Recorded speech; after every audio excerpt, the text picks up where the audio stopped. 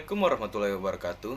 My name is Muhammad Fatur Rahman Al-Hakim, and today I'm going to talk about the Pertamina corruption case and the massive estimate loss to the state.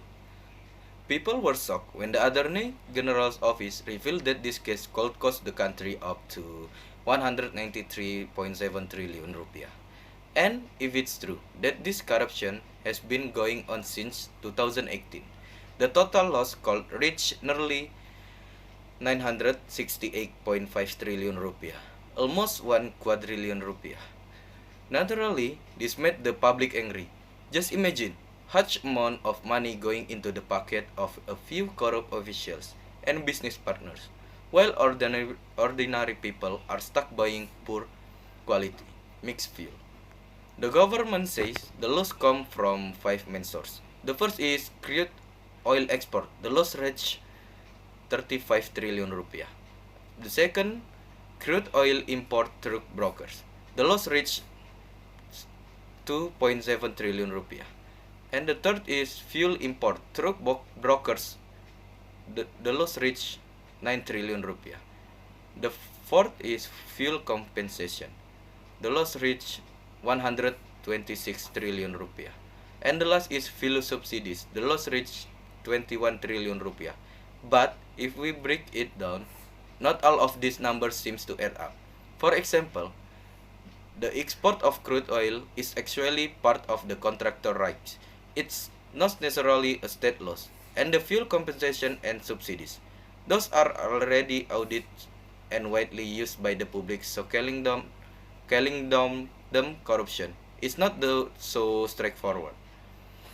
The more believable loss are from import oil and fuel, especially where brokers are involved. That's where rent-seeking happens, middlemen taking big cuts and making everything more expensive. At the end of the day, people support law enforcement and want the truth, but they also want transparency. Solid facts, not just a big scary number.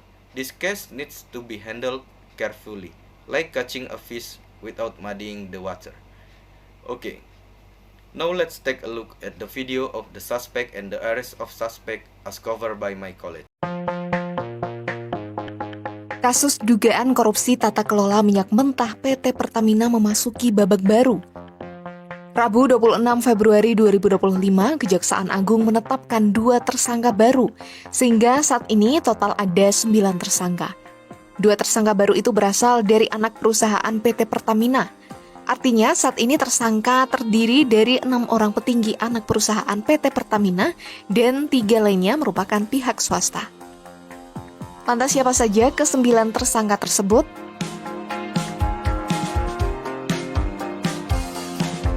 Kita mulai dari 2 tersangka baru yang diumumkan Kejaksaan Agung pada Rabu 26 Februari 2025.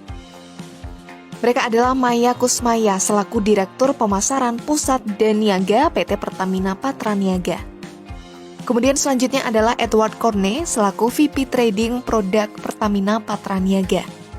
Direktur Penyidikan Jaksa Agung Muda Tindak Pidana Khusus Kejaksaan Agung Abdul Kohar mengatakan, Maya diduga memerintahkan Edward untuk mencampur RON 88 dengan RON 92 untuk menghasilkan produk BBM RON 92. Pencampuran itu dilakukan di terminal milik PT Orbit Terminal Merak. Kemudian setelah itu dijual dengan harga RON 92. Maya dan Edward juga disebut membayar impor produk kilang dengan metode penunjukan langsung. Metode tersebut menyebabkan PT Pertamina Patraniaga harus membayar impor produk kilang dengan harga tinggi kepada daftar mitra usaha terseleksi.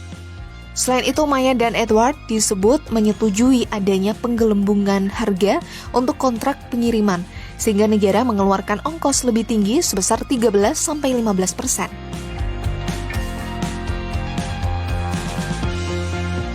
Kejaksaan Agung menetapkan 7 tersangka ini pada Senin 24 Februari 2025.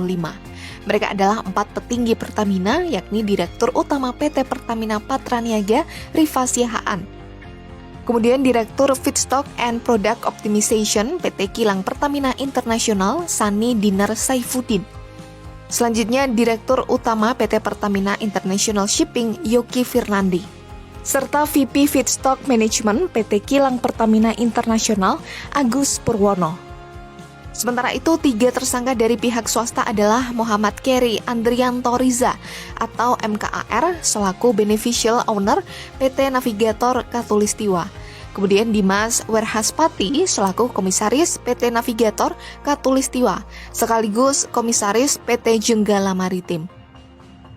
Terakhir ada Gading Ramadan Judo selaku Komisaris PT Jenggala Maritim dan Direktur Utama PT Orbit Terminal Merak.